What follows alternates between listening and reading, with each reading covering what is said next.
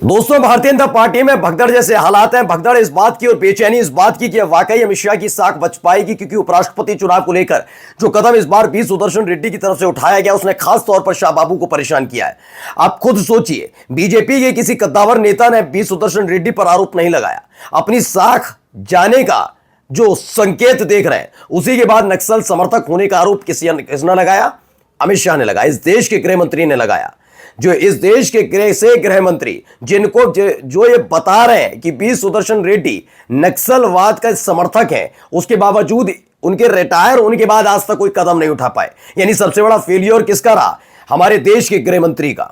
सारी जानकारियां होने के बाद जो आदमी शांत बैठा रहे, वो व्यक्ति किस बात का गृह मंत्री, इसका जवाब उनके पास नहीं है। खैर, आज हम आपको दिखाने जा रहे हैं बी सुदर्शन रेड्डी दक्षिण भारत में पहुंच गए और ऐसे लोगों से मुलाकात कर ली, जिसके बाद आनंद फानंद में एक बड़ी बैठक खुद अमित शाह को बुलानी पड़ी है। अमित शाह अंदर से बेचैन नजर आ रहे हैं।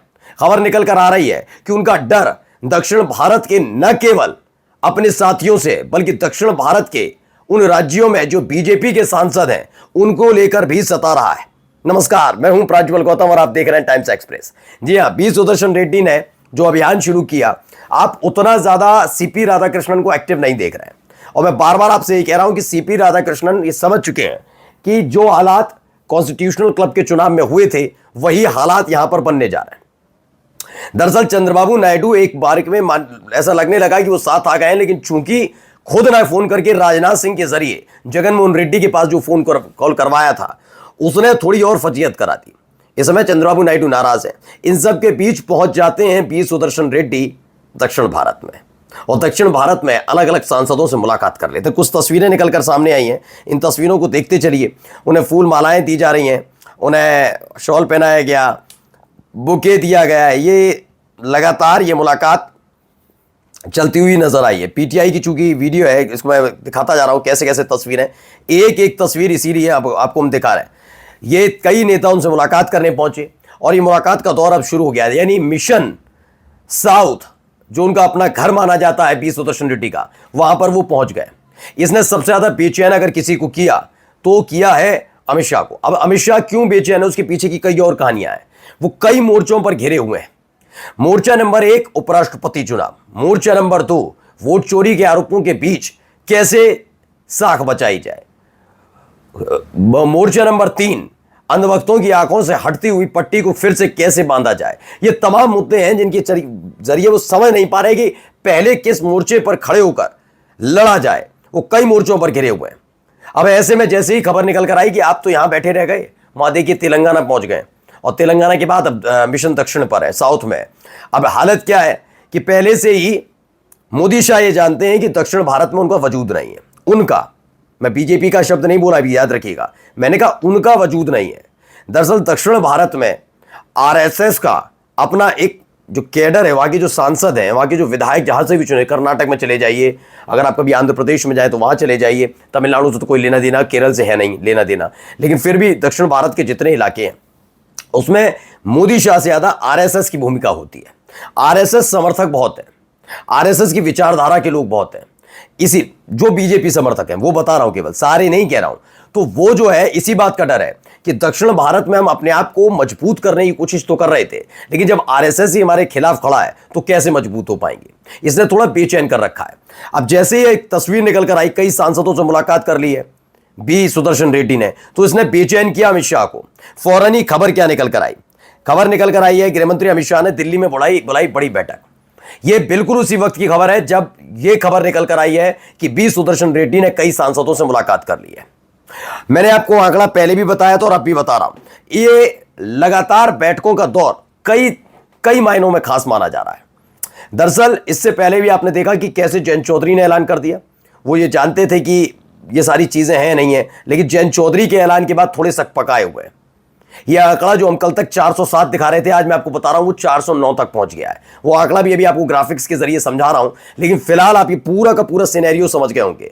बी सुदर्शन रेड्डी का, जबकि सीबी राधाकृष्णन अभी दक्षिण में जाकर मुलाकात नहीं कर रहे, वो खुद एक जगह मोदी जी ने फोन कर दिया था नवीन पटनायक को, वहां काम नहीं बन पाया। अमित शाह किसी को फोन कर नहीं पा रहे हैं क्योंकि अमित शाह ने कभी फोन किया ही नहीं।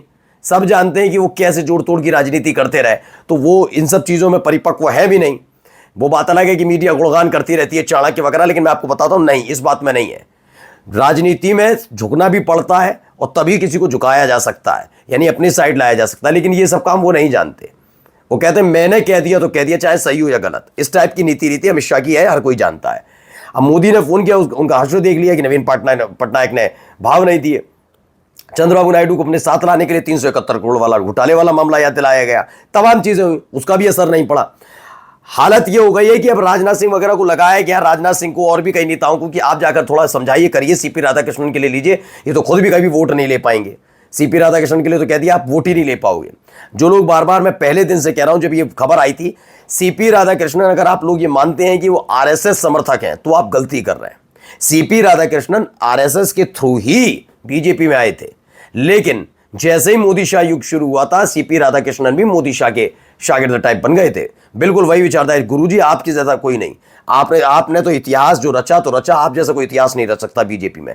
इस स्थिति में थे, इसलिए आरएसएस उन्हें भी ज्यादा भाव नहीं देता। उन्होंने कहा बनाओ, बनाकर दिखाओ। अब मोदी शाह बेचैन भी नजर आ रहे हैं, इसलिए गृह मंत्री अमित शाह ने बैठक बुला ली है। अच्छा, बेचैनी की वजह क्या क्या है तो जरा मैं अब आपको समझा देता हूं। जैसा कि पहले भी मैंने आपको बताया, 343 सांसद इसे इंडिया गठबंधन के पास है, 392 की जरूरत है। अभी 2 सांसद कहां से बढ़े हैं वो आपको समझाऊंगा, क्यों इसी ने बेचैनी पैदा की है कि अब छोटे छोटे दलों से भी अमित शाह मिलना चाहते हैं।